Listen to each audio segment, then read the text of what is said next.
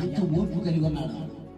120 సంవత్సరాలని, 1 కాదు, 2 కాదు, 3 కాదు, 4 కాదు, 120 సంవత్సరాలు ఎక్కిన గుమ్మం మీద 10 సార్లు ఎక్కి ప్రతి ఒక్కరిని ఇస్తున్నాడు. రండిరా బాబు ఇదే మీద పిలుస్తున్నాడు. రండి అని పిలుస్తున్నా కూడా నోవహు మాట ఎవరు వినాలా? కొట్టేశారు మాటలు కొట్టివేయబడిందని.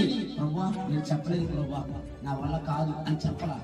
నోవహు తన దేవుడు ఏదైతే చెప్తున్నాడో అది చేసుకుంటూ వెళ్ళిపోతున్నాడు. ఓర్పుతో ఉన్న వ్యక్తి ఏం జరిగింది అంటే కనుక 120 సంవత్సరాలు అయింది.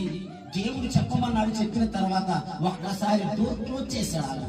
మన జీవితాల్లో డోర్ ఎప్పుడైతే దేవుడు క్లోజ్ చేస్తాడో అది ఎవరు తీయలేదు.